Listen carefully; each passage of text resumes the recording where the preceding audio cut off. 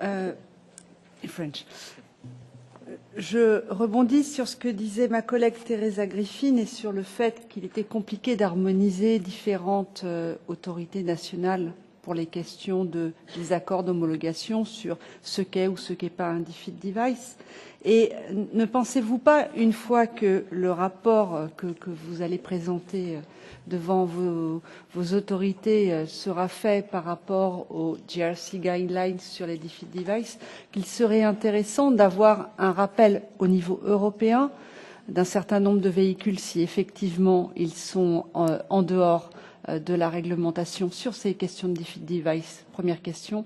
Deuxième question, la meilleure façon d'arriver à cela ne serait-elle pas via une autorité européenne qui serait au-dessus des autorités nationales et qui permettrait, quand il y a des désaccords, de réguler, d'harmoniser, voire de trancher en cas d'arbitrage?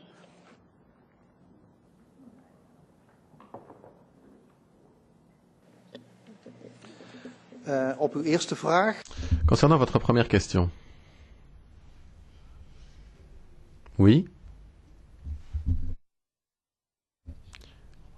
L'expérience des différents programmes et du programme test que nous avons réalisé va être utilisée dans la discussion avec la Commission européenne afin d'avoir des lignes directrices de bonne facture concernant la définition des dispositifs d'invalidation.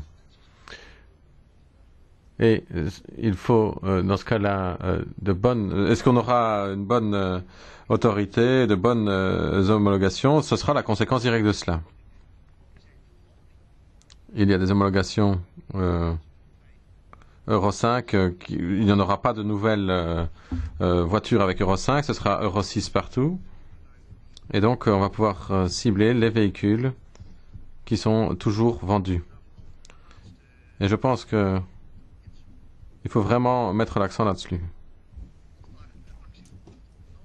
Est-ce qu'il y a des actions? Je pense qu'il faut faire cela ensemble. Il ne faut pas qu'une autorité fasse cavalier seul vers un constructeur ou un service. Non, je pense qu'il faut ensemble voir les critères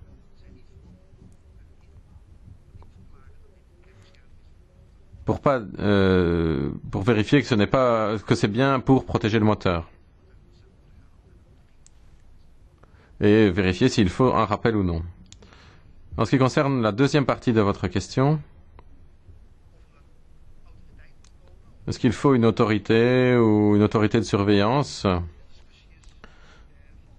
Je pense que c'est dans la discussion au Conseil pour le moment, dans le cadre du nouveau règlement sur la réception par type et la surveillance de marché.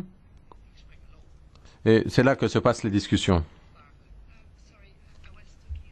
Désolé, je parlais d'une agence indépendante. Et ce qui est proposé par la Commission, ce n'est pas une autorité indépendante.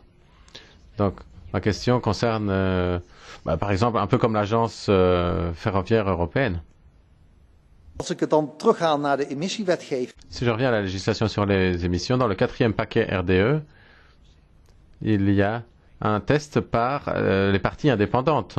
Donc il y a, si vous voulez, une surveillance du marché, un élément de surveillance de marché dans la réception par type prévu dans le quatrième. Oui, mais la question portait sur la législation qui est au Parlement pour le moment sur la réception par type. Et il y a une série de groupes qui souhaiteraient une instance indépendante qui assurerait la coordination en matière de réception par type et de surveillance du marché. Est-ce que vous êtes un partisan de cette solution?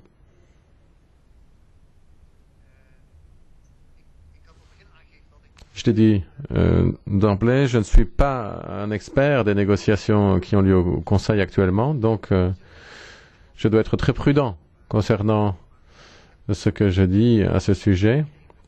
Mais j'ai cru comprendre que nous sommes partisans de toute amélioration que la Commission souhaite apporter.